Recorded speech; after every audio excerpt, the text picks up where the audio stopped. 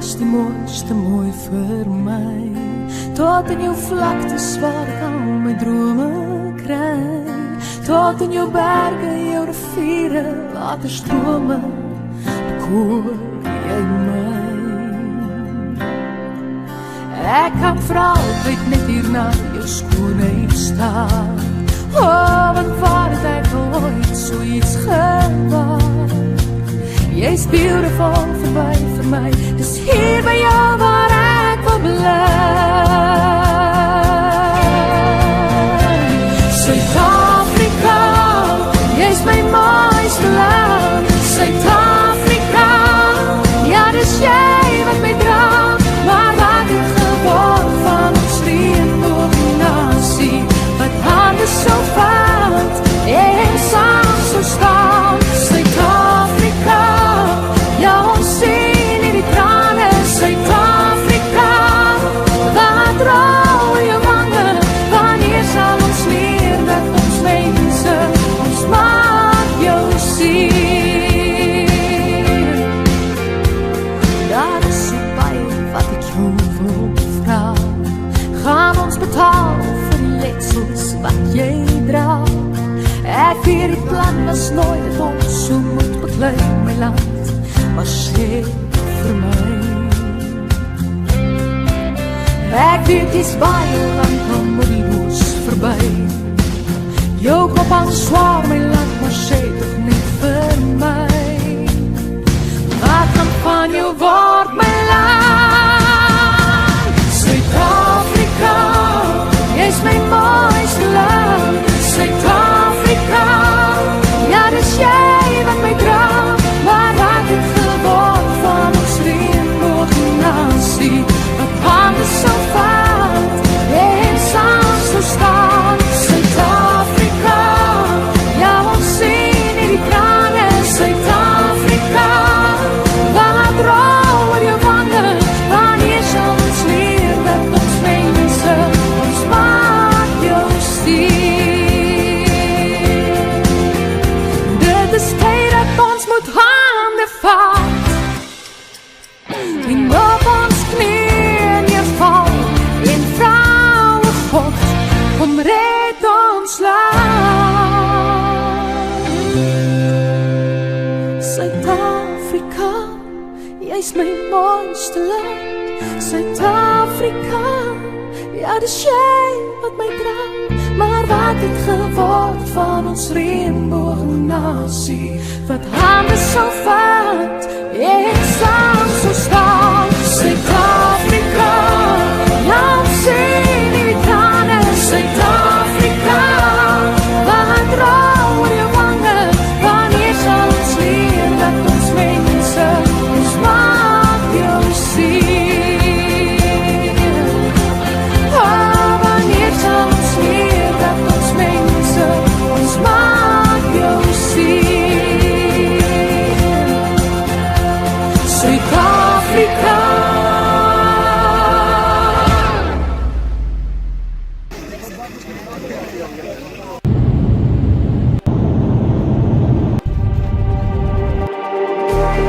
Just like the street lights lit this town, like a fire in a blaze, gotta burn it down. Alright, here we are, folks. Can't be afraid to leave this out.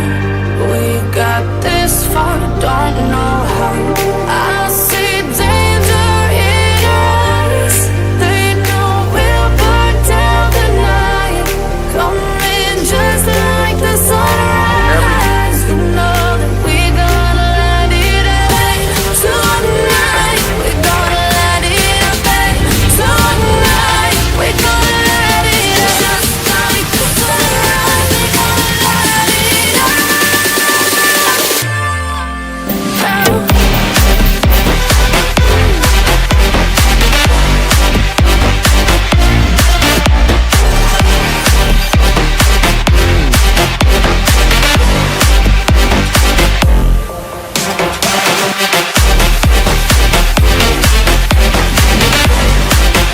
Welcome back once again. This is Chris Report, and he assured me that St. Simon's down in Boulders.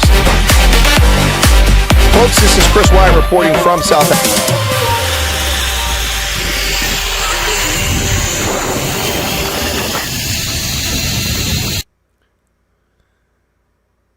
Good evening, folks, or good afternoon, wherever you find yourself around the planet today. Once again, it is Chris Wyatt Reports today, talking about the African National Congress and controversies, the party that nobody wants to go to. We're going to talk about that. Plus, we have the news for you today, and I'm not sure. I'm waiting to hear back from Ronaldo if perhaps maybe I'll pop on his program. He's on today as well, since we didn't do Wednesdays with the Colonel this week. Welcome back. It's always a pleasure to see you all again from around the world. Wow. I see danger in your eyes. They know we'll light up the night. Well, there you go. Robin Houston with that song, beautiful song there for my theme music. Thanks for tuning in once again. Let me say hello to everyone. It's been a couple days since our last broadcast. Of course, for those of you keeping track or reading the text here, you'll know that I traveled to Cornell University to be a guest lecturer speaker at the Liberian Studies Association for the 55th Annual Conference on Liberia. I spoke about the rebuilding the armed forces of Liberia as part of the security sector reform program, which I led in 2007, 2008. Very kind of them to invite me back. Met some old friends, some old faces. It was a wonderful experience. Jay, Frank, Jackie, and many others. It was a lovely experience. Thank you all for inviting me. I do appreciate that. But it was a bit of a drive, 4.5 hours up, 4.5 hours back. And I left early Saturday morning, went up Thursday. So we missed our broadcast, got up there, went to the evening event, and then went Friday for my speaking engagement, participated in events during the day, went to the banquet in the evening, and then after that, yesterday I drove back early in the morning, got back here just in time to get to the house, prepare some materials for my poll volunteers, and then load that in my car, drive to the television station where I was interviewed. 5 minutes is all it took. A couple comments very quickly that will appear on tomorrow evening's broadcast, along with the other candidates. And then off on the campaign trail. And yesterday I hit a number of houses in another location where no candidate has been thus far. To be fair, it's a large geographic district, and it takes an incredible effort to knock on doors and meet people in just a 7-8 week election campaigning period. But I did knock on another location where no one had been yesterday and got very favorable results. Hopefully those votes will prove instrumental in winning on Tuesday. For those of you not keeping score at home, Tuesday is Pennsylvania's primary. And I am a candidate for the 92nd Legislative District here in Pennsylvania, and I am hoping to win this race. Some special interest, dark money, and some very unsavory things have been happening in the campaign, but my campaign has remained above the fray. No dirty tricks, no special interest, no donations. I refused money from any special interest for the primary. There are 5 candidates. That's enough of a challenge and gamble for voters. Go pick the best person. Unfortunately, we have dark money coming into the campaign, which is polluting and lying and misleading people about a candidate who has virtually no qualifications for the office, and they are promoting this person. And that person, ironically, complained the other day about a third candidate in the race who was getting money from outside and said that I'm not owned. Well, that candidate clearly is owned by the special interest, despite lying to those present. Politics, folks. Now I understand why good people rarely get into it. Some very devious and shameful things have been happening in this campaign. For instance, my yard signs have been getting moved. My yard signs were put out by volunteers, and they placed them next to someone's sign, and because they put both signs out at once. And then another group of people took out 3 signs and put them. And mysteriously, over the past 2 weeks, every one of my signs throughout the district, which is quite a big geographic area, have been removed and placed at least 100 yards away from where they were. And that candidate has put their sign, or their people have put that sign right next to that elected official's sign, and now next to another elected official's sign, which is a criminal act. That is a misdemeanor violation of state code, and people caught doing it should be prosecuted. It's a crime. It's also a false insinuation about an endorsement. When you see every candidate's name next to an elected official's sign, that's one thing. There's no endorsement there. But when someone removes all the signs from a candidate and puts their signs there, that is a criminal act. And that's what's going on in this campaign. That's just the most minor of infractions, without throwing any names out about who's doing it. But there are far worse transgressions and law breaking taking place here, including a candidate violating the law during the petition signing period and nothing being done about it. It has really soured me on our system of governance that such behavior can be tolerated and allowed. The whole system is corrupt to begin with. The two-party system set up to ensure that friends and the connected, and only those who are loved by the people in power who wish to retain power, will ascend to the ranks of elected officials. That's really a shame. Really a shame. That said, my campaign is going very well. Great responses from people, and I think a lot of people are smarter than being hoodwinked by $60,000, $80,000, $100,000 campaigns by candidates for an office. that is in the state legislature. But anyway, we'll see what happens on Tuesday. I'm confident, not cocky, but confident. We'll see how it goes. If people can see beyond the BS and go for the facts. Well, Gypsy Backpackers is here saying I was AWOL. No, wasn't. I know you're kidding. I was just on the road. George will be back later. Debbie's wishing me well for Tuesday. Thank you for that. Val Cooper's here. Nick Muller. Sue Walsh says she missed the broadcast. Well, I apologize, Sue. I intended to do some evening ones, but I was knackered and really didn't have the energy to do those and took a break and went to sleep instead. It was a lovely hotel room at a Best Western up there in Ithaca, New York. It was fantastic. It was one of the renovated rooms and had a fireplace, and I didn't turn the fireplace on, although I could have. It was plenty cold up there. Bad weather came in. And yes, Debbie, that was Giselle. She's doing well. Gus is here. Nick Muller, George Steinberg in from Heckport, if I'm not mistaken. Where did this go? It just jumped on me again. There we go. What happened at your elections? Well, my elections are on Tuesday, George. Nothing has happened yet. It's on Tuesday. Hakan Engman is in with the time. Thank you, Hakan. Vilma Erasmus. Always love these updates. Such awesome events captured. Chris's tour. Yeah, cool beans. All right. What else? Well, Debbie, you find yourself in that opening comment or the opening montage there. You were going in eyes wide open, showing them this misleading info, I hope. Well, I mean, here's another thing. These political interest groups, these outside actors, political action committees that are formed to push political interest, we were encouraged by the Republican Party to go interview with them so that they knew something about the candidates. I refused no interviews throughout. I didn't do a few surveys because so many surveys were thrown at me. Also, a few of the surveys came from very unfriendly groups that there was no good being done by filling out the survey and wasting my time. But by and large, I filled out 85% of the surveys and 90% of the surveys I was sent. Only a couple I didn't do. Every request for an interview, every request for a public appearance, I adhered to this. I went to those. But when it was interviewed early on by these groups, one of the groups said, "So, what kind of campaign are you going to run? You're going to run I said, "What do you mean?" "Well, you're going to a positive or negative campaign." I said, "Well, I don't know anything about my opponents to say anything negative about them at the time." I said, "Why would I run a negative campaign? My curriculum vitae speaks for itself. My success, my achievement, my accomplishment, my track record, it's all a matter of public record. And even the stuff that's classified, you can learn about, the fringes of it, how things happen. So there's no reason for me to run a negative campaign." What I didn't know is that we would have dirty money coming into this campaign. I didn't know that. And so the reason I believe I was asked this question is by that political action committee is so that they could use that against the other candidates because they had already decided, because they were pressured by someone in office to support another candidate who's just an empty suit. Anyway, so the point is that it was just I think was intentionally set up that way just to get people. So if you happen to go negative, but I never intend to go negative. I'm simply stating the facts. Nothing negative here. Yes, I did get a haircut this week. Daniel Prinsloo's here. Brian Lawrenson, Teresa. There's Erica. Welcome, Erica. Okay, Ron in from Bloemfontein. Hester's here. And Ulrich is here. And Monterey Siebert's in from Cape Town, Lodi Monday, watching from the start. Cool beans. Busy working up to. Yeah, a lot of efforts and a lot of personal time was put into it. But it matters that much, folks. It matters that much. I didn't enter this race for fame or fortune. In fact, let me play those audio clips for you guys. Tell me what you think of these. I don't think I played these before, did I? So let me play these audio clips for you guys. I would play the video I made, but the problem with the video is that I will get in trouble because the video includes Lee Greenwood, and that's definitely going to be a copyright strike. So can't do that. So here's an audio. This is a radio spot that's appeared Friday. It will appear Monday and again on Tuesday morning. From Plumber's testing of that one. That's the first one there. And I will address Green Phantom's questions about the ANC and MK here very, very shortly. We're just running through this. Here's a second audio that's playing on the radio.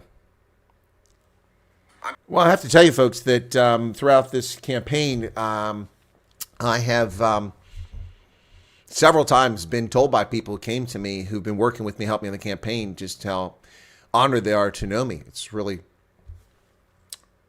humbling. Hey, Lorraine, good to see you. Glad to see you made it. So, yeah, Marilyn, I think everybody likes it. Yeah, no, I put some good effort into that. That's appearing on iHeartRadio, on a local station that's talk radio. Now, let me see if I can get this up, the video. Might be a little harder here, but I'm not going to show all of it. It's 3 minutes long. But it's Lee Greenwood is the backdrop to it, where he sings "Proud to be an American." But I won't play the audio because that's going to get me in trouble. So let me see. I'm Colonel Okay, so let me see. So here's the video. How can you guys see it? There you go. So there we go. Sorry, there we go. That's probably the best. I'd love to play the video, but I would get a copyright strike in a heartbeat for doing that. So my apologies. Yep. So I'm not going to play the whole thing. It's 3 minutes long.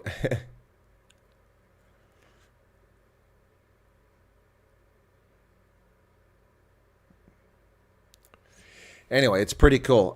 Some of you have seen this. I sent the link in the group. Some of you have seen that video, so you can download it yourself. It's pretty cool. Yeah, so it should be. Well, thank you, Debbie. Maybe. Thank you all very much. All right, we should get to the topic of the day because we don't want to chase people away. 73 people bothered to show up, so let's give them what they're looking for. Well, this is not clickbait. We are going to talk about the African National Congress and controversies. But before I get to that story, ladies and gentlemen, we do need to talk about how the media are dishonest. Let me just talk about this very quickly. This is the front page of the New York Times today. This is in a prominent position where news stories are supposed to be. This is a fraudulent story disguised as news when it's simply opinion. And look at this. Look at the disgraceful behavior of the New York Times. You ready for this? This is on the front page. So, why does it keep doing something wrong with this software? It keeps double clicking things. Anyway, will a mountain of evidence be enough to convict Trump? I'm sorry. That is a news story? No, that is opinion. And it should be on the opinion page, which is located over here, not on the front banner page of the New York Times. It's disgraceful. And let me just go through some of the comments here before we get to South Africa in just a moment. Will a mountain of evidence be enough to convict Trump? Wow. The case seems strong, but a conviction is far from assured. Seems strong? Is that a fact? No, that's an opinion, and not a very good opinion at that. Not a very good opinion at that. Yeah, what else has he got here? It just goes on and on and on. So, though the District Attorney Alvin Bragg has assembled a mountain of evidence, according to this pontificator, a conviction is hardly assured. Over the next 6 weeks, Trump's lawyers will seize on 3 apparent weak points: a key witness credibility, a president's culpability, and the case's legal complexity. And that's how they dismiss the reality. Here's the bottom line. This is a misdemeanor charge. A misdemeanor, not a felony. There should be no trial here. This should be a case dismissed. Alvin Bragg has released rapists and accused murderers back into the streets of New York. But this misdemeanor crime that they're charging Trump with, by the way, is not even a crime because the statute of limitations has expired. They didn't bring this one. They could have. So this is fraudulent. The New York Times fails to tell you that it's a misdemeanor, that the statute of limitations has expired, that the questionable witness is a convicted felon who committed perjury and went to jail for it. Cohen, Trump's former shyster lawyer. They don't tell you that. They just try to disguise it in witnesses' credibility and president's culpability and legal complexity. There's no complexity here. There is no case. This is fraud. This is a fraudulent misuse of the judicial system. I don't care if you like Trump. I don't care if you hate Trump. But if you believe in justice, this is not justice. This is an abuse by an abusive state. And these people should be disbarred and prosecuted for their misconduct as soon as possible. Start with Letitia James, move on to Alvin Bragg, take it down to Fani Willis, and then go after that clown Jack Smith as well. Unbelievable. That's what the New York Times starts with. Well, folks, the people of KwaZulu-Natal love the ANC. This, according to Cyril Ramaphosa, affectionately known here on the program as Minir Palapala. So, wow. CR says they love us in KZN. I beg to differ, CR. This report in News 24, we call them affectionately Propaganda 24. President Cyril Ramaphosa is KZN campaigning for ahead of the ANC's elections coming next month. He took a swipe at former President Zuma's MK and warned that the party would see what the ANC was all about. Dude, look. All right, okay, sorry. Ladies and gentlemen, spoiler alert, okay? Spoiler alert. So if you want to know what the African National Congress is all about, you should put your microphone, your speakers on silent. Go ahead. I'm giving you a spoiler alert. Put your speakers on silent, okay? And I'm going to know. When I tell you it's okay to come back, I'll give a thumbs up, okay? So here's a spoiler alert. The ANC, what it's all about, self-aggrandizement, self-enrichment, and craven political power. All the things I just told people they shouldn't get involved in. That's right. The ANC is about self-enrichment, self-aggrandizement, and craven political power. That's all they're about. That's all they've done. They have destroyed South Africa's infrastructure, its education system, its healthcare system, its race relations, all wiped out in the course of the past 15 years by a corrupt, venal collection of scumbags who don't deserve to be breathing oxygen on this planet. All right, spoiler alert's over. You can rejoin us now. You can rejoin us now. Yes, Ramaphosa crisscrossed the KZN province for the past couple days, addressing voters as he tried to woo them towards the African National Congress. Woo them. Was it John Woo, the director? No, wooing them. Yes, he was in Marion Hill and in Unda on Saturday. Woo, yes, that's right. Ramaphosa said, although the ANC faced several challenges, it kept serving communities. Where exactly is it serving communities? In Port Elizabeth, in Havana, in Joburg, in Ekurhuleni, in Itaquini? No. He said the ANC intervenes to help its people. Who are its people? I'm sorry. I think he just let the cat out of the bag. The ANC intervenes for its cadres. It doesn't intervene for South Africans. South Africa is the people, not the ANC's people. The ANC intervenes to help its people. That is a very telling statement. Not only members, but people in the community. No, that's not true. And this is how our branches should work, to be amongst the people, to intervene when there are moments of hardship. And this is just what I've been told. Listen, ladies and gentlemen, the role of government is not to take care of you. It's not to change your nappies. It's not to feed you. It's not to clothe you. It's not to house you. That is not the role of government. That is the role of the individual in a robust society with checks and balances to protect the individual liberties of human beings, Homo sapiens, and protect us against foreign threats and domestic threats. That is the role of government. If someone falls on hard times or misfortune or has bad luck, the role of the community through its religious institutions and its community-based organizations, food banks, churches, synagogues, mosques, that is the role of society, not to steal money from one taxpayer to give it to a favored class elsewhere. It's up to people to voluntarily donate their time, their energy, and their resources to help those less fortunate, not the state stealing to enrich, to ingrain perpetual, endless poverty and sloth. But that's what governments around the world do because they care. They don't care. If they cared, they would create the conditions that would allow people to flourish, to be entrepreneurs, to create jobs, to run farms successfully. That is what a caring government would do. Well, the ANC, we do not fear MK. Ladies and gentlemen, the following is a lie. We do not fear the MK. The preceding was a lie. The ANC is bat crap terrified of the Mkhonto we Sizwe party of Jacob Zuma and what comes on May 29th. They are running scared. They are wetting their nappies. They are sucking on their pacifiers, their dummies. They are terrified because the ANC is toast, absolutely toast in KwaZulu-Natal, in Gauteng, and in the Western Cape, where ludicrously, we're going to talk about this a little bit later on, the African National Congress is claiming that they're going to win the Western Cape. I could probably get more votes in the Western Cape than the African National Congress if I campaigned there. I'm just saying. The ANC, 17% of the Western Cape, they are not going to control that province. But Cyril Ramaphosa says, we don't fear MK. This report in IOL. President Cyril Ramaphosa said the African National Congress is not threatened by the emergence of Mkhonto we Sizwe in KZN or any other party in South Africa. He said the ANC has a strong support base across the country and it will surprise many people at the polls. Only if you steal the election, CR. He spoke in Durban yesterday, and he said many people have ruled out the fact the ANC can win an outright majority. ANC was fighting for victory in the elections. We'll see. ANC has an overarching presence in KZN and all the political parties that are emerging there trying to nibble the edges, and all they ever do is nibble at the edges. Really? Well, listen, I'm not a fan of Mkhonto we Sizwe, but I'm going to tell you what. Mkhonto we Sizwe will be one of the top three parties, if not the second largest or the largest party in KZN at the way it's going. ANC will slip down. Third largest party, most likely, possibly even lower. It's going bad for the ANC in KZN. Well, the MK party finally has an election manifesto. It's communist-inspired document about what its party platform really is for the 2024 elections. Well, that's not bad. Just 1 month before the elections, 5 weeks, and we have the manifesto. So let's talk about what the MK says they're going to do. There you go. Zuma's MK promises sweeping changes in its election manifesto. Liberate us. Vote MK. Yeah, sure. Okay.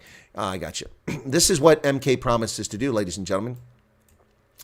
They promise to do the following. Recenter South Africa on African cultural and moral values that are accommodative to various spiritual beliefs and persuasions. In other words, racist dismantling of Roman Dutch law.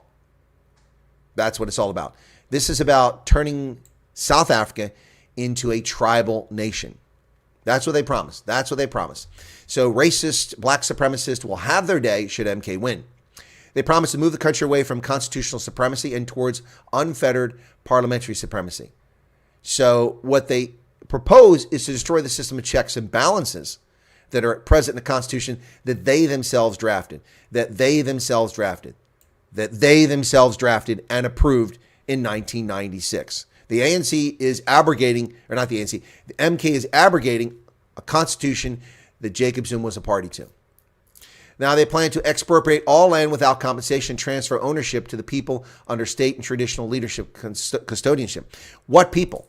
When you confiscate land, will you transfer to whites, coloreds, and Indians as well? MK is a disastrous, communist-inspired, thieving cabal of clowns.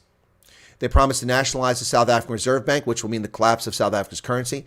They promise to nationalize major banks, which will mean the collapse of the financial sector, and insurance companies, which will ensure the collapse of the country, to reduce the dominance of private finance over the economy. The economy should be dominated by private finance, you dingbat doorknobs. The state has no business whatsoever. This isn't a herd of your Nguni cattle on the veld in 1653 and your 3 wives and your little tribe of 27 people that you're ruling over. It's a nation of 63 million in the 21st century. They promise to nationalize strategic mines, but not all mines. The ones owned by black interests will stay in their control. ArcelorMittal and Sasol. ArcelorMittal is not a South African country, so they're full of crap. They're not nationalizing anything with ArcelorMittal. ArcelorMittal is a French-Indian largest steel company in the world. And Sasol is already owned by the state, morons. Revitalize the state-owned enterprise to fulfill their developmental roles and spur economic growth. How are you going to revitalize the state-owned enterprise when you've destroyed the economy? Ensure free, mandatory, high-quality education from early childhood to postgraduate level to boost human capital and research. Who is going to pay for postgraduate level? Nobody. And nobody's entitled to postgraduate education or university education. Provide permanent jobs for all capable and willing workers at a basic salary of 4,500 Rand per month with training and skills. Really? And where exactly is the 4,500 rands going to come from, and how are you creating jobs? Ensure that every young person reaching the age of 18 serves a year of military service to cultivate discipline and patriotism among the youth. Well, South Africa's military can't pay for the 58,000 troops it currently has, let alone maintain their barracks and keep maintenance up on their prime equipment. How are you going to take in a class of 200,000 plus recruits every year on top of the 58,000 military? This is delusional. This is not a serious political party. This is a vanity project for an accused rapist and a, well, all but convicted swindler, Jacob Zuma. Wow. Let me get back to, now I've covered what their manifesto says. Squirrel wants to sign the national health insurance into law. Yeah, they can't even manage hospitals. Exactly, Garrett. Right. What else we got here? Sedgefield is here. ANC 28, 30%. They chased out a few areas aggressively. People are very peeved off. Yep. That's a good projection there, Sedgefield, which is even better than mine. We'll see how it goes. In Florida, if you're on a town council, you need to fill in a Form 6. You need to make all financial public so all can see your income and what you have. Okay. Well, in the U.S. Military, when you're a position of prominence, you must fill out an annual OGE something form. Office of Government Ethics form. I had to do it every freaking year with every single stock, every single mutual fund, every one of my bank accounts, all of my financial interests, everything. It took a long time to fill it out every year. It was very annoying, and quite frankly, I don't trust the government to protect that information. Scientist says ANC will be forced to make Zuma minister. Yep, that's not a bad idea. What's that, Lorraine? We want him to pay back his pension before he leaves. Yeah, there you go. Hey, Christine. Casper Labaskakny is here. In Africa, majority rule means the majority can do whatever they want, especially. It's called tyranny of the majority. It's called true democracy, and it's called a disaster for the human condition. A republic is the best form of government because it ensures that the majority cannot tyrannically rule over the minority. MK policy sounds similar to the EFF, except even more radical, scientists. Those policies seem like puppets in the New World Order. Yeah, they do, Mike.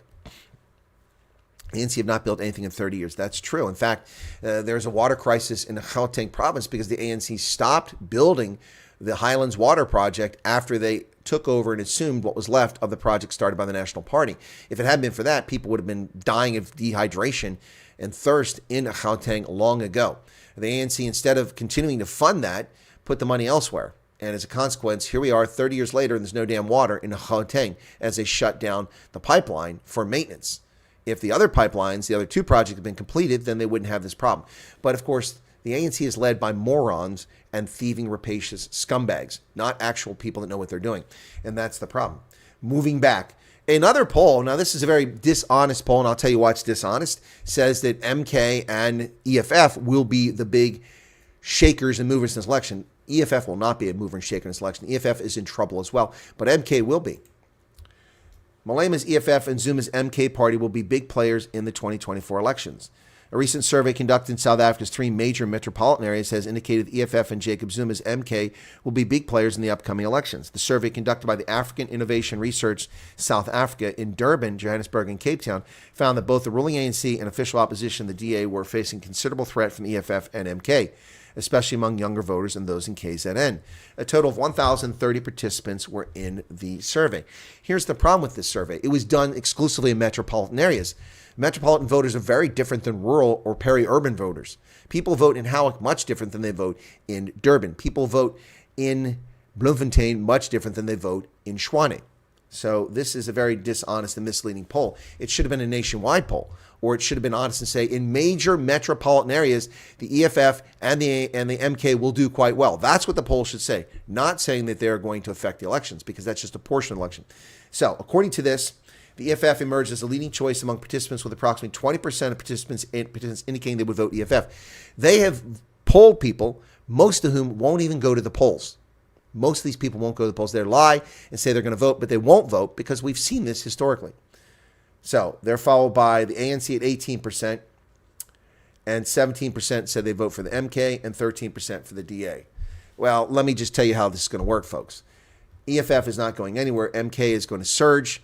DA will improve. The ANC will collapse, and other parties will fight for the scraps.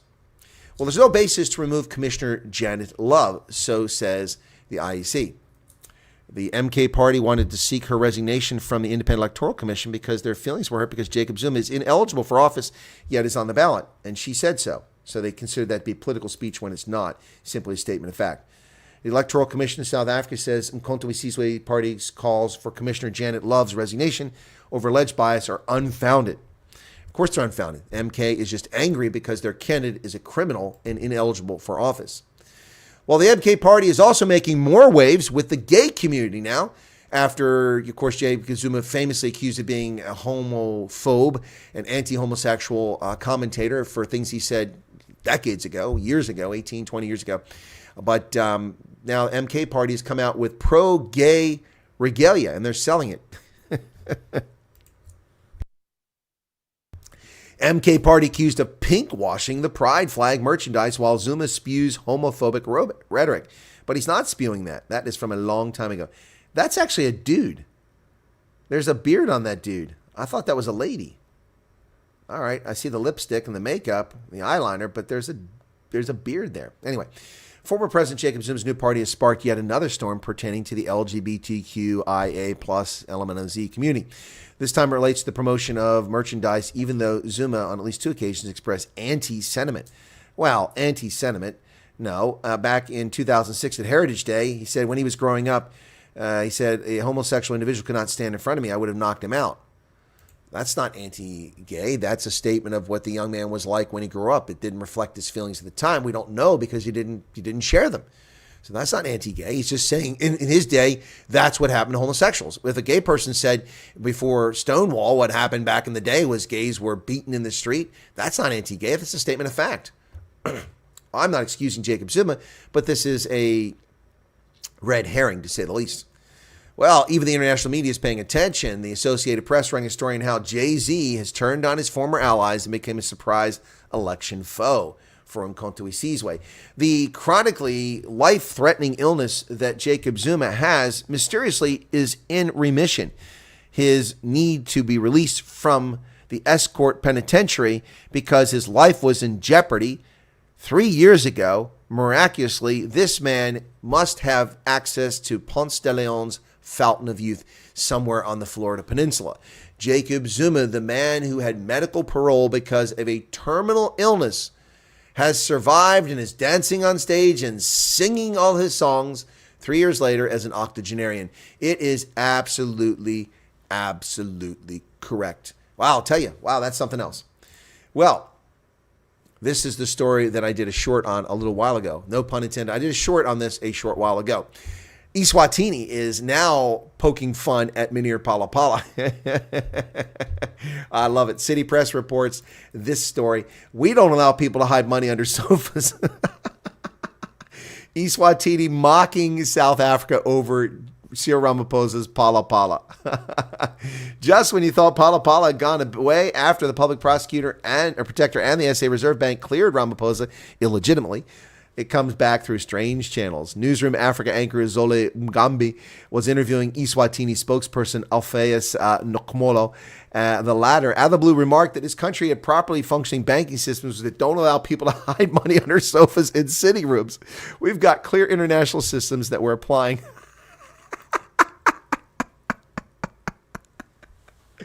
Woo! Eswatini calling out South Africa. I love it. It is hilarious, man. It is absolutely hilarious. Thanks for tuning in, folks, as we enjoy the news stories related to Umkhonto-we-Sizwe and the African National Congress. Now, ladies and gentlemen, Mampara of the Week goes to the African National Congress for this claim. The ANC claims or aims to wrest control of the Western Cape from the Democratic Alliance. In the last election, the ANC polled 17% in the Western Cape. The Mampara of the Week is the African National Congress. ANC in the Western Cape believes the province will benefit more under its governance than under the DA. Survey says ANC has been conducting door-to-door campaigns to attract voters for the upcoming national and provincial elections. And the party has been embarking on door-to-door campaigning. ANC leader in the Western Cape legislature, Cameron Dugmore, said, I think what's becoming quite clear is that despite the fact that the DA is trying to send a message about good governance, the reality is that through the DA, the people of the Western Cape are actually being denied many of the opportunities and initiatives of the national government. I'm sorry. Can you please share what opportunities, what things the national government provides that are not being delivered to people in the Western Cape? See, that is just a lie from a politician. If you're going to be clear, then say exactly what happened. I can tell you that Governor Wolf violated the Commonwealth of Pennsylvania's Constitution and the U.S. Constitution by denying due process and shutting down businesses during COVID illegally. That's a statement of fact. That's not supposition. That's not an attack on a political opponent. That's just, nebulous and generalized. That's what they're saying here. Anyway, so there you go. Well, Rise Mzansi is also vying for Mampara of the Week. They are trying to get it as well with their idiotic proposal to stop hunger in South Africa. Ladies and gentlemen, there will always be hunger. Why will there always be hunger? Because there will always be irresponsible Homo sapien adults who don't take care of business, don't take care of themselves and or their families. There will always be hungry people. But the reason there's hungry people isn't because there's enough food. There's plenty of food. It's just a maldistribution for a number of reasons. And Rise Mzansi cannot solve that through the following. This is what they say they're going to do to stop hunger in South Africa. Desperate for a topic to latch onto. Rise Mzansi aims to end hunger and food insecurity for 20 million people. Songezo Zibi spoke at the party's one-year anniversary. So here's the actions. They're going to stop food waste immediately through new legislation. I'm sorry. You're going to create a law to prevent people from wasting food? Let's see how that functions, and let's see how it goes. You can't even catch rapists and murderers, let alone crooked ANC politicians. How in the world are you going to catch people who are throwing excess food out? Increase the child support grant to 680 Rand over the next 2 years to 1,335. No statement of where that additional 600, 700 Rand are coming from. Introduce a maternal support grant to encourage people to have more babies. That's stupid. Expand the National School Nutrition Program. How? To whom? What's the cost? Strengthen the National Early Childhood Nutrition Program. How? To whom? What's it cost? And support community food gardens. The only thing, and how are you going to support community food gardens? You want Schrebergartens all over South Africa? Rise Mzansi recognized that the ending hunger is one of the greatest and most urgent challenges faced by South Africa, but it also intersects with many other political, social, economic, cultural, and environmental issues. This, again, proof that Rise Mzansi is not a serious actor in this election. Another one, MK, Rise Mzansi, EFF, not serious people trying to govern South Africa, but just clown car shows trying to get attention. Well, just when you thought Cope was gone, the Congress of the People, remember them? Terra Lakota, the breakaway from the ANC, the bum-hurt Thabo Mbeki supporters and technocrats from the Mbeki administration who formed Cope and got 7 or 8% of the vote in the first time out. They now are basically confined to the dustbin of history. Yet, they want to come back from the rubbish bin, and Terra Lakota rears his head like Puxatawny Bill, letting us know whether we're going to have more winter or whether we're having early spring. Elect honest women and men instead of retaining thieves who have plundered the country, says Terra Lakota. And he's right. Yeah, he says there are a lot of surprises in store for South Africans in next month's national election. Well, since it was launched in 2008 as an ANC breakaway, they've been through quite a bit, up and down. He says, we had to fight battles within to win in the court, even to win this name. Gosh, he said win a lot. To name the Congress of People. And so many of those who were sent were thrown out. They were given diplomatic posts abroad to be ambassadors and other things like that. I don't know what he's talking about. He says, you are going to see the leaves changing. We are going to get them. He says, vote the thieves out. You must know who the good men and women in your community are. Vote for the men and women you can trust. That's what voting is about. Not to say vote for somebody with a Mercedes-Benz. Vote for somebody you know you can trust. He's predicting election will be a surprise. And he says education is critical. He says we all pay value-added tax and should be paying for education. And he wants voluntary military conscription. I'm sorry. How can you have voluntary military conscription? The two words do not go together. Voluntary and conscription. Conscription is forced. It's obligatory. It's mandatory. Voluntary is you freely give. So that just doesn't work. They need to learn how to write in these papers. Well, the Democratic Alliance wants to report the manipulative, dishonest conduct of Cyril Ramaphosa to the public protector. Well, that may be true, but this isn't exactly something that's going to come to any fruition, and it's really just a distraction. The DA should be focused on unseating the ANC and forming its coalition with the multi-party charter rather than wasting time on this. The leader of the party should not be talking about this. This should be a legal challenge that takes place in the background.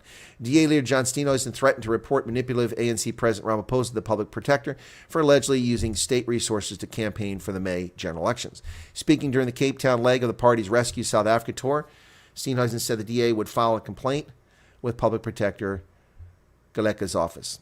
So that's just a waste of time and distracting people from what's going on. Well, John Steenhuisen does make a very apropos and poignant comment about the future of South Africa under an ANC-EFF coalition, or, quite frankly, as I've done in my video, an ANC-EFF-MK coalition, or an ANC-MK coalition. You look no further than Ekurhuleni, a city that's collapsing. Once the mayor was Tanya Campbell under a coalition that was betrayed and turned the thing back over to these clowns. Crumbling Ekurhuleni, a cautionary tale of South Africa's future in an ANC-EFF coalition. Voters who want to see what an ANC and EFF coalition government could look like should look no further than the crumbling Ekurhuleni municipality. It's one of the strategic provinces for the DA, Gauteng. They want to govern there through a coalition or outright majority after the election. Nationally, polling puts the DA at 25%, which would be a 5% increase from the last time when it got 20.7%. According to the latest Brent Hurst Foundation poll that we've talked about, the multi-party charter is going to get around 38% of the electorate. So, not enough to govern. Now, this is interesting. What happens here? Now, this is a very interesting story here where a University of South Africa official reported that someone deposited money into her bank account without her knowledge. She reported it. And as a consequence, she's now being attacked. If she was a corrupt official, that's a very elaborate way to go about telling people about it.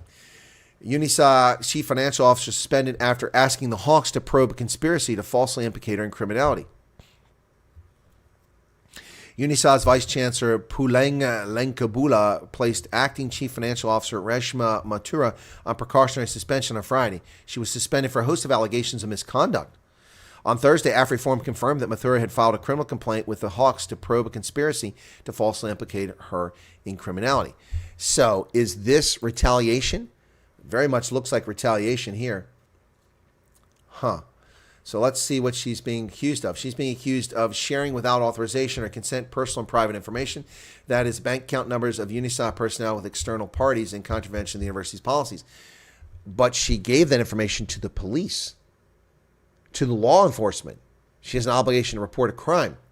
Sharing without authorization or consent official documents or information from the university with external parties. Really?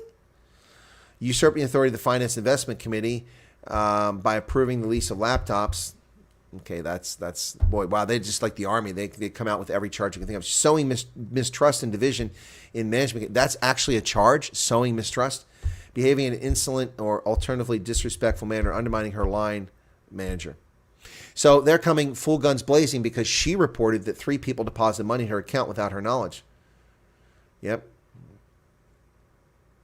On April 3rd, a letter written to Lenkabula, the one who suspended her, on Mathura's behalf, AfriForum's advocate, Harry Nell, told the individuals who made the deposit that Mathura are unknown to her and certainly had no reason to deposit money to her account. Yep. She said 4 unexpected and unsolicited cash deposits of 330 rands each were deposited into her bank account, and that this malicious and criminal conduct was intended to slander her and remove her from her position, which is exactly what's happened here. See the dirty tricks that people pull? I mean, it's going on right now here in Pennsylvania in the Senate race. The New York Times wrote an article that disparages Dave McCormick's record without any evidence or proof whatsoever. And it's just unbelievable what goes on in these politically. University of Cape Town, once again, proves itself to be of no relevance whatsoever with the ludicrous situation here. Calls for Gaza ceasefire and academic freedom amid escalating tension in the Middle East. Academic freedom. UCT, the university that silenced conservative voices, calls for academic freedom. What a bunch of clowns they are.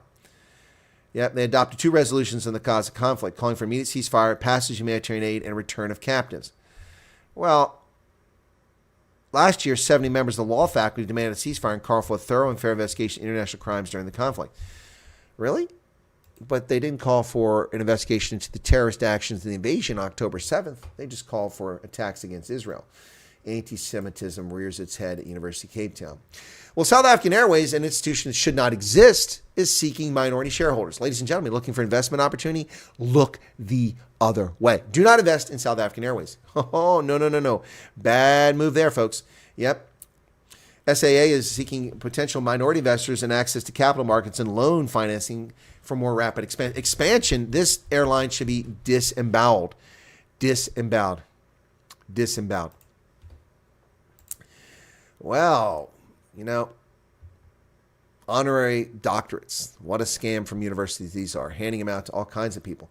Remember, they gave them all to Bill Cosby, and then they took them all back when he was convicted of rape after the statute of limitations was about to expire. PhD from bogus college, according to Blaise Nzimande. Minister of Higher Education Blaise Nzimande says Trinity International Bible University conferred an honorary doctorate on actor Silo Make Kankube. They're not registered and therefore has no authority to offer any qualifications. On Saturday, Nakube posted a number of pictures quoting a Bible verse as he celebrated the honorary doctorate. But apparently the doctorate isn't real because they're not an accredited institution. This happens a lot, especially in Africa. Well, Busizivwe Makwabane is being told to pay back 5 million rand. That's right, folks, for wasteful expenditure. This is not going well for her. Former public protector Busizivwe Makwabane has been told to pay back more than 5 million to the office she once occupied or face legal action. Dealt a blow to her case. Of course, she went after Cyril Ramaphosa. Is this retribution? Or is she a criminal? Popular disc jockey and MC Peter Mashate shot dead in Soshanguve, north of Pretoria. Police today confirmed the murder of popular soul, R&B, DJ, MC, and radio personality Peter Mashata. He was gunned down in Soshanguve last night. Involved two men aged 46 and 45 during the early hours today. One victim died in hospital. The other was injured. So he has died. The lawless land of South Africa, led by the criminal enterprise known as the African National Congress. Well, a FlySAF air flight went back to OR Tambo after it took off. FlySAF Air says wheel damage on aircraft prompted a return to OR Tambo Airport. A wheel was damaged during takeoff from Joburg on Sunday and was forced to return. After takeoff, ground staff reported witnessing what appeared to be damage to one of the aircraft's back wheels. The crew were alerted. The observation, the decision was taken to return. They landed safely. The aircraft passed overhead approximately 1320. Observers confirmed that one of the four rear wheels had come adrift during the takeoff roll. It was the left rear landing strut. But the aircraft was successfully landed. Well, good observance by the ground crew. That's reassuring. So a group of influential Afrikaners say they want to fix South Africa. And they want to help fix South Africa. There you go. So, alarmed by numerous crises that South Africa is facing, such as collapsing infrastructure, water shortages, surge in crime, decrimination of the workplace and schools, and a group of influential Afrikaners issued a pledge offering their expertise in dealing with some of these challenges, saying Afrikaners are a well-organized community and would like to have the space and opportunity to contribute towards addressing the crisis which South Africa is currently grappling, according to the Afrikaner Leadership Network. Despite these challenges, the group said many Afrikaners are committed to the country and wanted to stay. The crisis in the country now compels us to have a vision for the future that is stronger than our memory of the past. From time to time, we still have to look in the rearview mirror, but for the sake of progress, we will only be able to embark on the journey that lies ahead if we look through the front window towards the future. We should not allow ourselves to differ so vehemently that the past, that we destroy South Africa's future. For this reason, we must build upon the examples of good relations and cooperation between different groups that have existed. We emphasize that through Afrikaans, we also have a bond through our common language with the majority of colored or Bruin South Africans, as well as a significant number of people from other South African communities. We respect these other Afrikaans cultural communities and will cooperate and have been cooperating with them on all appropriate issues. Well, that's unfortunate, but that group has made itself not that useful for modern South Africa by being silent for so long. The Stormers offer their absolute worst performance at the mother city, DHL Greenpoint Stadium, in a terrible loss to the Osprey. And John Dobson says, I'm very sorry. I really am. The Cape Townians lost 27-21, and people got up and left during the game. The performance was so poor and inconsistent. Unquestionably was response for Stormers coach John Dobson Saturday night when asked if this was the worst his side has played in 3 seasons competing in the URC. And it's hard to disagree with him. They absolutely lost to a Welsh side at home in a disgraceful performance. Well, meanwhile, the Bulls got destroyed at Loftus. And on top of that, the Lions beat Leinster in Joburg. What a weekend of rugby. And I got all of those games wrong. I picked Leinster, I picked the Stormers, and I picked the Bulls. I got them all wrong. This is my worst. Of course, to be fair, I didn't have time to really think about it. I just quickly made some picks on the fly while I was driving down the road. This is my worst weekend. I had 4 victories and 5 wrong picks in Superbrew. Max Verstappen, for the Formula One fans, has won the Chinese Grand Prix to increase his grip on the title. Max Verstappen rounded off a dominant weekend with a victory in the first Chinese Grand Prix for 5 years to extend his World Championship lead a day after romping to sprint victory. 3-time world champion controlled the race on its return to the Shanghai International Circuit for the first time since 2019. Max Verstappen, big win. World Bank is calling for a new way to write off the debt of deadbeats. That's right. The World Bank says we're not making progress forgiving the debts of people who refuse to pay their debts. Well, that's a shame.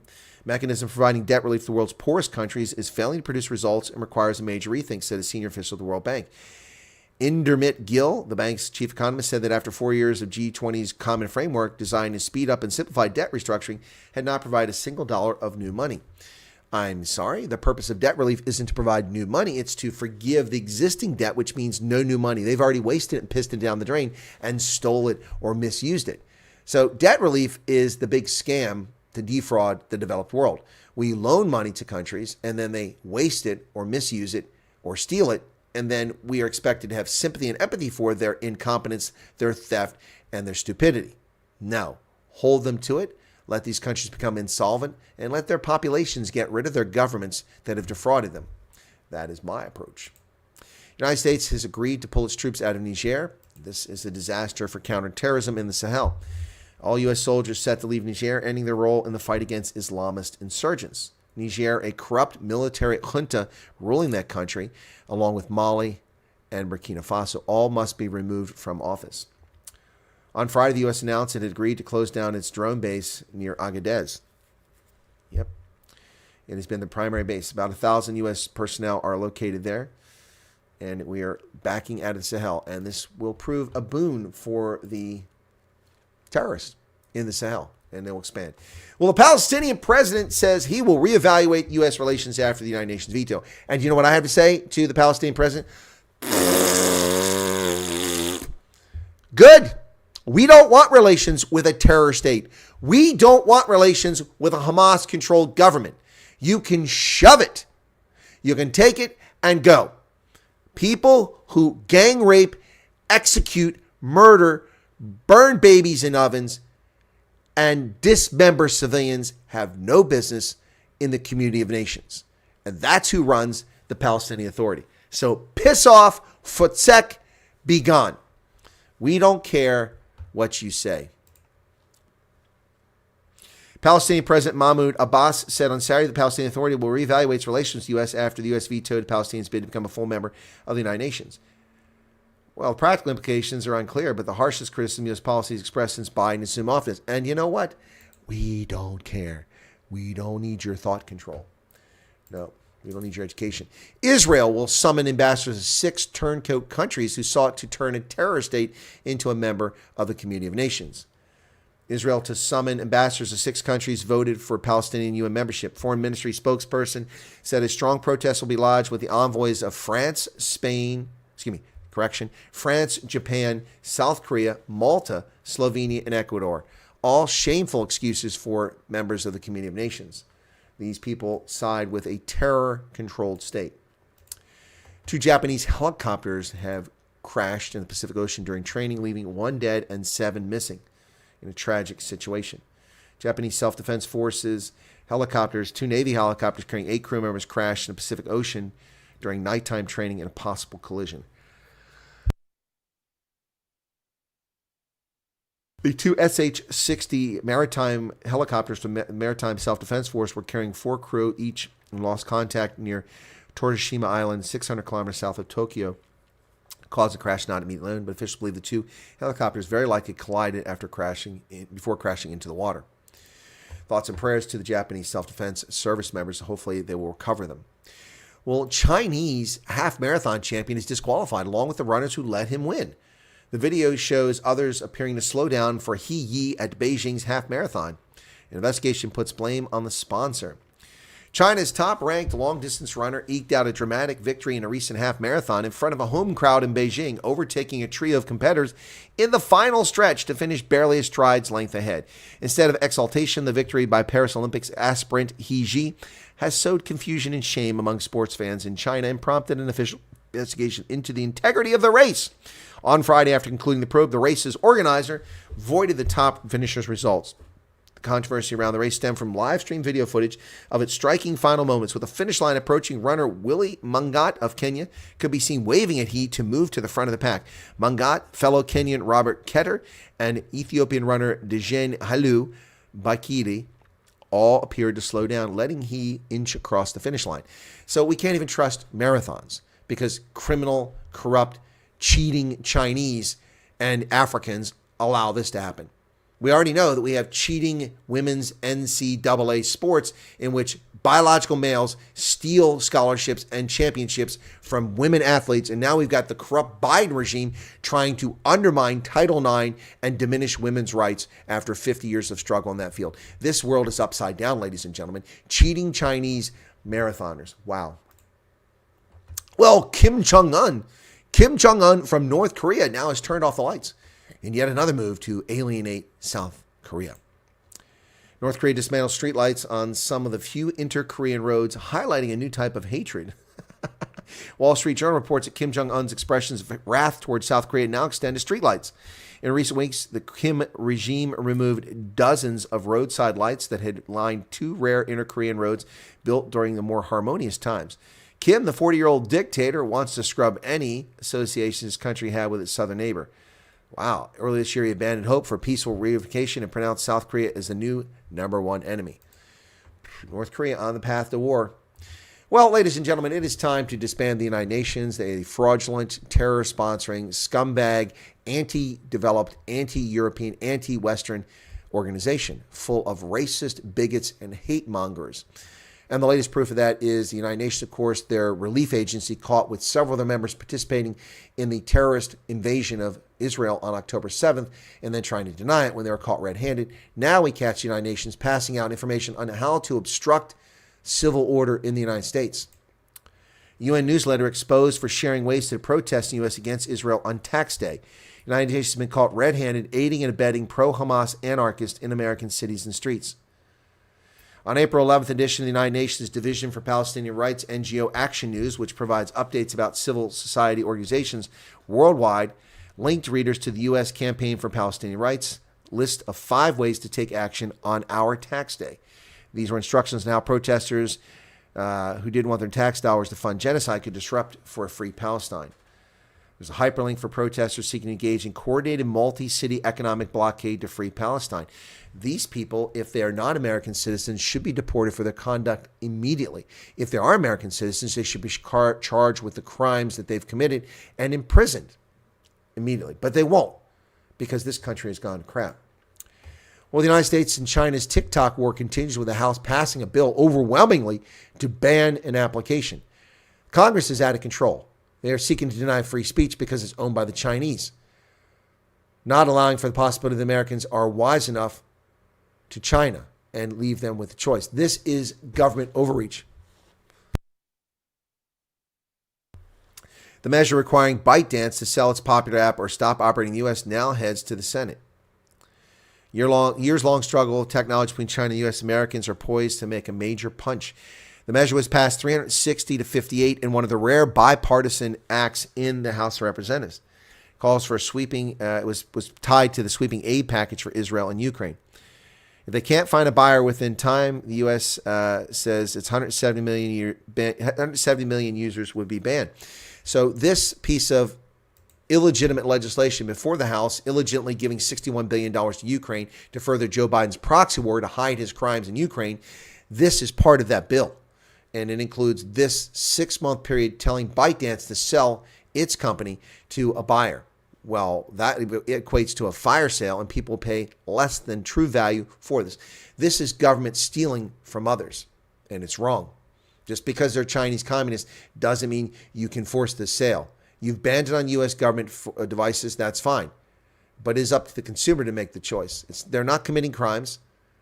You have no evidence of committing crimes. They're simply gathering data, which Meta does as well for Facebook, and which Google, Alphabet does as well. But because they're Chinese-owned, you're going after them. I don't support the Chinese communists, but this is a violation of the tenets of our nation, and it is wrong by these criminal cabal. Well, Chipotle keeps raising prices, folks. How does Chipotle get away with it? Chipotle, the once rising restaurant purchased by McDonald's and then foolishly sold as its value continued to increase. Chipotle keeps raising because yuppies are buying their overpriced, tasteless, nasty burritos. That's what they've become. Years ago, when I came back to the States, Chipotle made tasty burritos with good shells and stuffed them full of ingredients and then charge you $5 for a burrito, $6 for a burrito. Now they want $10 for a burrito, and they've given these pasty, non-GMO, horrible cardboard tasting shells. And they're chintzy. The burritos are a third the size they once were, and they still jack their prices up. Yet suckers go there every day. Chipotle keeps raising prices. Gym rats and millennials are still buying them. The burrito chain outperforms restaurant rivals with customers who tend to have higher incomes and be health conscious. A burrito is not healthy. They've increased their prices 6 times since 2021. It was among the first restaurant companies to say it would boost its menu prices on delivery apps. And its prices are set to rise further in California, where roughly 400 locations are paying higher hourly wages in response to a new state law.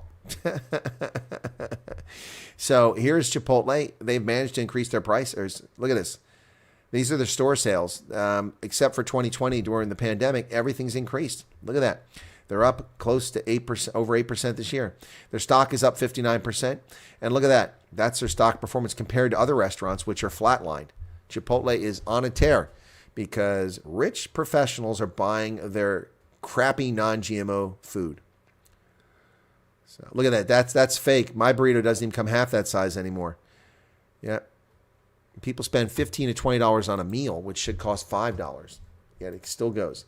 Well, the judge presiding over Trump's trial, one of the judges, has issued a harsh sentence. Judge Tanya Chutkan has met or exceeded all prosecutors' sentencing requests in the January 6 cases she's overseen.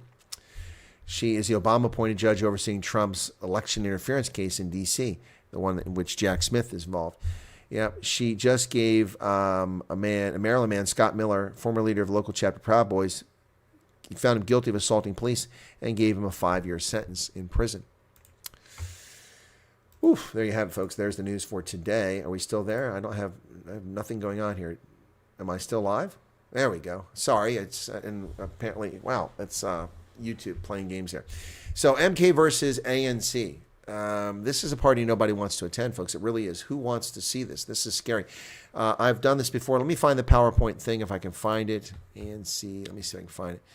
Documents. ANC. If I've got the PowerPoint. ANC versus MK. That's not. Where is it at here? I don't see it here. I got it somewhere. Somewhere. Anyway, I'll find it later on. But anyway, so the ANC. And it's I've done the coalition. Oh, let's just do coalitions. Coalitions. COALITI. Coalition. Fragile coalitions. Thumbnails. Nope. I don't have it here. Where the heck is it at? Anyway. All right. I'll have to find that. But I did show you. There's a link. I did this analysis several weeks ago, and almost nobody's watched it. Yep. How is non-GMO bad? Because it tastes like cardboard. Green Phantom. Have you ever eaten their horrible shells? They taste like and they're brown. They're not even white. Yeah, dumpster diving. All right, let's see what you guys have got to say over here very quickly here. Way back here in chat. So let me go back a little bit here. All right, there we go. So massive messaging maneuvers about to begin before elections. Oh, yeah, there'll be a lot of text messages going out. Yep, exactly right. Okay. MK is only because it's new. So much smoke outside my house filled up, shocking air quality. Oh, well, if you live in Vanderbilt Park, the air quality is atrocious. It's atrocious. Every time Jay-Z's feelings are hurt, he wants them recused or removed from their position. There's a pattern. Exactly, Lorraine. There is a pattern there. Exactly right. Typical propaganda for political gain. Christine says, on the surface, Zama Zama will sell the gay rhetoric. In the townships, lesbians are gang raped and gay men are beaten. Yep, that's correct. You're correct, Christine. Yep, don't misgender them. Okay. I think PA is a bigger threat to DA in the Western game. Oh, Patriotic Alliance. Sorry, PA is Pennsylvania to me. Yeah, they're probably a bigger threat than the ANC. ANC will get more votes than PA, but the PA is going to have the biggest increase there. Yep, they have more chance of falling pregnant. Exactly. I told me the ANC in the Western game. Wolf was then enabled by then Attorney General Shapiro and crew. Exactly. You should start with Gate McKenzie. Leopard doesn't change his spots, says Debbie. Ooh, Vilma Rasmus says goodnight. I'm sorry you're not feeling well, Vilma. You've already left, so about a half hour ago. Complaining against Ron Poe is a waste of time. Agreed. Chris, our ex-speaker case was also postponed. She's too sick to attend the news today. Oh, okay. Monray. And then Debbie says, should use their energy and clout better. Exactly, Debbie. The DA is, once again, wasting time. That should be a minor functionary in the Democratic Alliance, not the party leader. He should be hitting on the issues, hitting on ANC failures, hitting on where the DA can succeed. That's what he should be doing. This POPA Act can be so frustrating. They clearly must be hiding something. Yes, they are. Christopher Arberton says, true story. I'm not sure what he's referring to. Neil De Beer is making quite a stir. Well, I know that. That's why I covered Neil De Beer, and I was attacked. Some members of Sightlanders Civil Defense Organization didn't like the fact that I covered Neil De Beer last year when I was in South Africa, but he's a newsmaker. I cover newsmakers. Yeah, it does look like she's been set up to take a bribe in South Africa, Mike. I agree with 100%. Well, Erica's back. I didn't know she left. Okay. Debbie says, keep saying we should have a doctor in front of our names as an honorary doctorate awarded in recognition of one's life experiences. Glenn Rose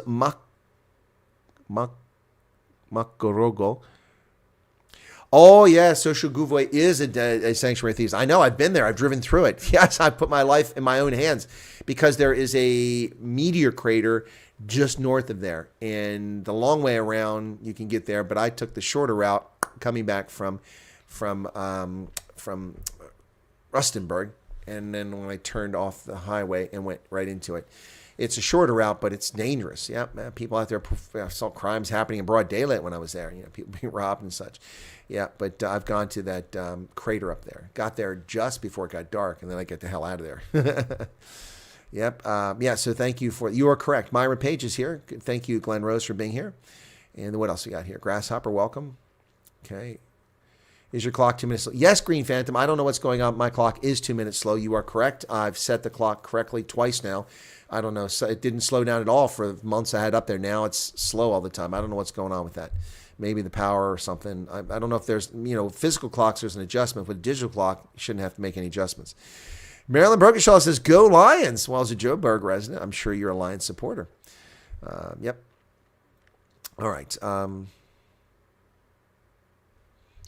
Still getting used to being a Stormer supporter, says Eric. Advice to the Sharks. Well, the Sharks got pummeled too. They let us down. Yeah, so only one South African side won this weekend. That was the Lions, and they impressed. And they thumped Leinster. And I didn't see why, if they had a weekend lineup or what was going on, but they thumped them. Yep. Okay. What else we got here? The world has normality dysphoria. Yeah, you're right about that, Christopher. It has normality dysphoria. Light Rain says, organize the race, blame AI-edited software for changing the ethnicity of the runners. I want to notice underrepresented Chinese long-distance marathon winners. Oh, dear good Lord. Garrett says, 26.7 bill, Israel to South. No idea what you're talking about there, man. Okay, what else we got here in the chat? The world is a basket case. Indeed, the world is, ladies and gentlemen. It is a basket case. It truly, truly is. With shrinkflation, they are probably hiring models with small hands to make their products look bigger. Hey, Slippery Pickle. I was telling MK guys today that the ANC are calling them... What? Really? I didn't know that, Slippery Pickle. Is that true? Grasshopper said, what's it like living in Pennsylvania? Well, it's mostly rational. Things work here. Electricity rarely goes out unless there's a storm that knocks something out. Internet works 99.99% of the time. Mistakenly left my keys in the car. Wasn't stolen. Left my front door unlocked overnight on several occasions. Wasn't broken into. That doesn't mean there isn't crime. We've had a little bit of crime show up in this town. One of the convenience stores was broken into and people stole lottery tickets a couple years ago. But that's out along the highway. It's easy. You turn right. It's not a major interstate. It's a state highway, so they turned it, but it's a very congested area. Turned in, broke into place after closing hours, middle of the night, and then left. And then just reports of cars being broken into just a kilometer from my house in a local park. That's a bit disturbing. We haven't had that. And we've also now got beggars showing up from Latin America begging for money while they're on their iPhones outside the local grocery store. So, yeah, it's a little concerning. So, but no, it's not the end of the world. Have you heard of the leaked audio of Cyril wanting to control the media from reporting negatively? It's a short. No, I haven't seen that. But that's not a surprise. I mean, we know that that's what parties do, but it'd be nice to get that. Mario Falante Raballo says, our choice, free the Cape Independence. Well, Mario, good luck. What's your opinion on hybrid electric and self-driving vehicles? Oh, sure, Radine. I'm opposed to self-driving vehicles entirely. It's dangerous. I mean, we're talking about the likes of Microsoft, who gives us a blue screen of death, being responsible for self-driving, making those decisions. No, not cool. A hybrid, I don't have a problem with a hybrid vehicle because a hybrid vehicle still retains an internal combustion engine. So I have no problem with that. If you want to waste money putting a toxic battery in your hybrid car and then not being able to dispose of it when your battery dies, at least your internal combustion engine will work. I have no problem with that. But electric vehicles are a scam. Electric vehicles are highly toxic, expensive, they are dangerous, and they are horrible for the environment. And they're not the answer, not to mention the stress they put on the electric grid. And they are not, this corrupt regime in Washington is dictating that 70% of vehicles by 2030 be electric vehicles. Not going to happen. Not going to happen. This war on the internal combustion engine, which is far more efficient and productive than battery-powered cars by a wide margin, is unacceptable. This is quite shocking. Now, electric vehicles have made great progress, but they're not there yet. There's a reason why nobody's buying these things except wealthy people, because they cost a fortune. They don't go very far. I mean, I could not have gotten to my trip to Cornell and back. That trip was 460 miles. A charge on these things is usually 300 miles or less. A lot of them are 150 miles. So I would have had to stop somewhere and recharge my car overnight or for a few hours, and there were no charging stations anywhere between here and there. There were charging stations in my hotel, annoyingly taking up 8 parking spaces, and there was only 1 spot left to park in all the way at the end of the parking lot when I came back from our function on Thursday night, but none of the charging stations were occupied because of no electric cars. It's ridiculous. Ridiculous. So that's my opinion. I have no problem with hybrids. I'm opposed to self-driving, and I do not like electric vehicles. That said, I recently drove an electric-powered Mercedes-Benz. It was freaking awesome. It was awesome. I recently drove an electric-powered Mercedes-Benz sedan. Sweet car. Lovely. But I'm not spending $90,000 for an electric car. Yep, Erica, the DA are too laid back. They're taking the wrong approach, and they're not putting enough people forward. Where is the mayor of Howick? Has anyone seen Chris Pappas? I mean, this guy's one of the most exciting and dynamic politicians in all South Africa. Maybe there's local coverage, but there's not a single article in national media about Chris Pappas for provincial leader. Nothing to lead KZN. Why is that? Exciting guy. Friend was employed at Warwick. Okay. Christine. Okay. I'm curious about your opinion on Israel's response to Iran. What should they have done? So I think that Israel's response to Iran was a joke. It's a joke. It wasn't particularly effective, and they just did it to do it. I think that Israel showed tremendous restraint, so it didn't escalate. Israel could not retaliate. They had to retaliate, or the citizenship would have lost their mind. Israelis would have been, the government would have collapsed. The war effort would have been frozen over if they had not responded. They were obliged to respond to this unprecedented declaration of war by Iran on Israel. So they did respond, but the response is a joke. They should have obliterated.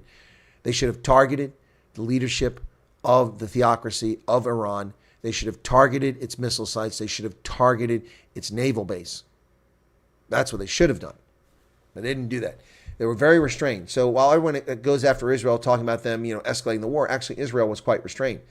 The unprecedented attack of hundreds of cruise missiles and firing rockets into Israel from Iran and from drones is an act of war, and it deserves a response. But Israel acted in a very responsible manner, but it's a joke. It's not going to have any deterrent effect. It's just going to calm things down for now, which is probably the best outcome possible. Frankly, that's the best outcome possible. But militarily, it's useless. It's a joke. Geopolitically, it was a sound move. Does that answer your question? Joking atheist. It's not fair in electric vehicles. It's the batteries that are stupid. Huh? Well, the batteries are what the electric vehicles are all about. Yep. Cybertrucks have been recalled. Yep, some have. Landfill with batteries. Yep, they stole my car out of my garage on Friday. What, Charles? Oh my God, I'm so sorry to hear that. Do you have a tracker on it?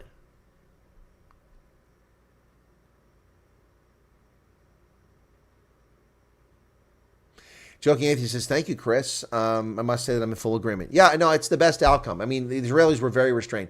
No one in the press, if the Palestinians had done something like, respond in such a fashion, they'd be like, oh, hey, Lusanda Msila, welcome to you. What's Hilijang? Although that surname doesn't look like it knows that language, but welcome to you. And thank you for joining. The Israelis were very much restrained in their response. Yep. Anyway, folks, you guys are awesome today. Thanks for tuning back in. I see the crowd is growing once again. Let me see if Ronaldo is on.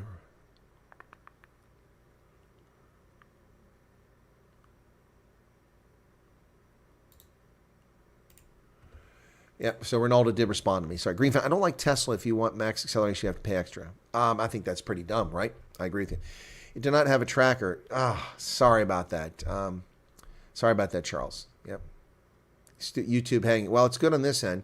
But if it hangs, folks, just pause it for a few moments, like 30 seconds, a minute, then hit the play, and that way the data will buffer, and then, as it comes in, you shouldn't have these gaps in there. You'll be a little bit behind, but you should be fine. Politics aside, just militarily, isn't spending $100 million to shoot down 10 cheap drones unsustainable? Not when the U.S. taxpayer is paying for it, Light Rain. Wow, Erica just gave a super chat. Wow, we've had no super chats here, and I've noticed in the past 4 months we've gone... Every month we've seen a decline in the amount of money coming into the channel over the past 4 months. So thank you for the super chat. Really appreciate it. Even with the tracker, your chance of getting... Yeah, I know. They're not great, Charles. I'm just asking. Yep, just asking if I had a tracker on it. So, yep, no, I know. Well, your cars turn up eventually. If they don't get wrecked, they turn up years later. You may not get it back, but cops find a lot of these vehicles. In Botswana, they've got a whole bunch of vehicles they've confiscated that belong to people, and no one's ever came to reclaim them, but they know they were stolen. The report is stolen, and they take them. They sit at the police station there in Gaborone.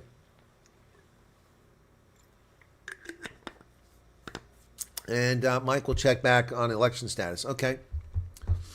Considering buying a Tesla model, it's only cost $45 US dollars. Well, okay, Renee, that's cool. That electric Mercedes, I'll tell you what, that EV, that was pretty cool. Nice acceleration too. Thank you for the super chat, Erica. I do appreciate that. UK and Saudi Arabia help Israel as well. Yeah, I didn't say the U.S. was the only person that helped Israel, but we're the ones paying for this. We're keeping you up. No, you're not keeping up. It's daytime for me, so it's not a problem. But I do have a meeting I'm going to head out to here shortly. Not at the moment, but shortly. And then I think I'm going to decide to forego the rest of my activities today and kind of catch my breath because it's been a long rush to get things done. So anyway, it's an old car. Oh, they stole a Polo? Good Lord. They're desperate. They're desperate to steal a Polo. I mean, I wouldn't even drive a Polo. Sorry, Charles. Not my cup of tea. Yeah, no. So anyway, my visit to Cornell University was quite interesting. Got to see some old faces, and that means friendly faces, I should say, not old faces. People I know, and it was a chance to speak. It was I enjoyed it. It was very kind of them to invite me. It's the second time the Librarian Studies Association has invited me. And Jason Carr, the gentleman who ensured I was invited, now has his PhD. He's also in charge of some activities related to Africa at Ohio State University. I did offer my condolences to him for the fact that he had to get a job at a small farming and vo-tech school like Ohio State instead of a real institution of higher learning like the Ohio University. Sorry, I couldn't resist that.